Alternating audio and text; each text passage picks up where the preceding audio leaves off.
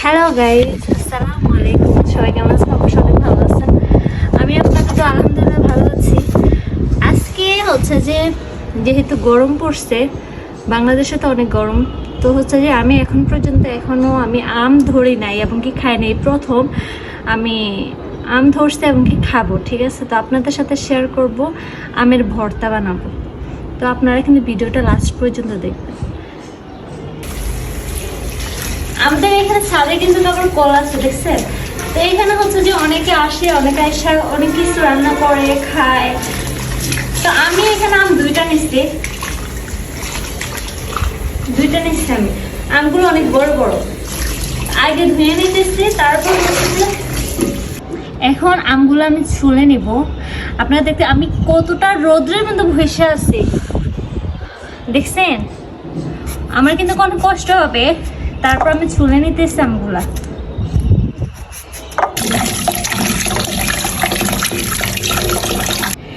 তো হচ্ছে যে আমার আম ছোলা শেষ। তো দেখেন আমগুলো কিন্তু অনেক মোটা ছিল। তো আমরা বেশিরভাগ মানুষ মোটা মানুষ বেশি পছন্দ করি। আসলে মোটার মধ্যে এত সমস্যা থাকে, এত রোগ থাকে, কি বলবো।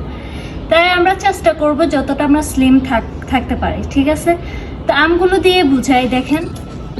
তো আমগুলোর মধ্যে দিয়ে বুঝাই যে দেখেন কতটা হচ্ছে যে নষ্ট। তো এইরকমই, যাই হোক, আমার ভাগ্যটা এমনিতেও খারাপ। তো আমি কুচি কুচি করার জন্য নিয়ে আসছি মেশিনটা। তা আমি এখন করবো, জানি না পারবো কি না, কিন্তু এগুলাতে হচ্ছে করতে গেলে হাত ছিল্লা যায়। কার কার আমের ভর্তা খেতে বেশি ভালো লাগে? এই গরমের দিন তো সবারই খেতে ভালো লাগে, যেমনটা আমার ভালো লাগে, আমি মনে করি সবারই ভালো লাগে। আমার আম কুচো কুচো করা শেষ হয়ে গেছে। তো দেখেন, আমি এই আমটা পুরোটা নিতে পারি নাই, কারণ আমটা যেহেতু পোকা ধরা, সেই জন্য আমি নিতে পারি নাই। আর এটার মধ্যে আমি কিছুটা নিছি। তো আমের মধ্যে আমি দিয়ে দেব এই যে দুইটা মরিচ। এই মরিচ ছাড়া আমার ভালো লাগে না, শুকনো মরিচ লাগে। আর হচ্ছে যে লবণ দিয়ে দিব, পরে যদি লাগে আমি লবণ দিব। আর হচ্ছে যে এখানে চিনি। দেখছেন কি হয়েছে? এমন করি আমি কোনো কাজ করতে গেলে ঠিক করে কাজ করতে পারি না। কি হয়েছে দেখছেন? যাই হোক, এটা থাকুক, এটা আমার হচ্ছে যে এখানে থাকাই দরকার। আর হচ্ছে চিনি দিয়ে দিলাম, চিনি একটু কম দিছি। তারপর এই যে দেখেন, কার কার এমন বলেন? আমরা যখন ছোটবেলায় ছিলাম, আমরা যখন স্কুলে ছিলাম, মাদ্রাসায় ছিলাম, তখন কিন্তু আমরা কি করতাম, লবণ আর হচ্ছে যে মরিচ আমরা কিন্তু নিয়ে যেতাম সাথে। কি জন্য নিয়ে যেতাম জানেন?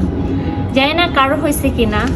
আমরা সব সময় হচ্ছে যে বেশিরভাগ আমি নিয়ে যেতাম হচ্ছে যে যখন লেজার হতো, তখন কি করতাম আমরা, মানে ঘুরতে যেতাম। ঘুরতে গেলে কারোর যদি হচ্ছে যে গাছের মধ্যে টমেটো দেখতাম, ওইগুলা কিন্তু আমরা নিয়ে কিন্তু খাইতাম। আম দেখতাম, তারপর খাইতাম, চুরি করে খাইতাম। যাই হোক, এখন অনেক ভদ্র হয়ে গেছি, সেই জন্যে এখন চুরি করি না। তো এখন আমি নিয়ে নেব এখানে লাল মরিচ।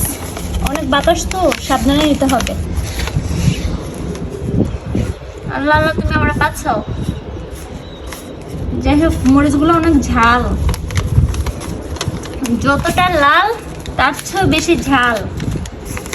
চিনি পড়ছে আমার গায়ে, সমস্যা নাই, কিন্তু যদি মরিচ পড়তো ভাই, তাহলে তো আমার জীবনটা শেষ হয়ে যেত। যাই হোক, এখন আমি মেখে নিব। শুকনো মরিচ আমি একটা দিব, দুইটা দিব না, পরে আমার জীবন শেষ হইব। তো আমের ভর্তা কার কার পছন্দ সবাই জানাবেন, ঠিক আছে? এই দেখেন আমার আমের ভর্তা।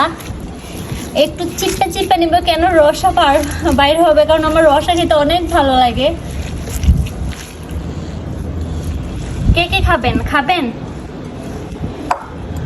তো কে কে খাবেন বলবেন, আমি দেখি লবণ হয়েছে কিনা। বিসমিল্লাহ। ভাই এত টক, কি বলবো, এতটা টক, আর হচ্ছে যে এতটা ঝাল।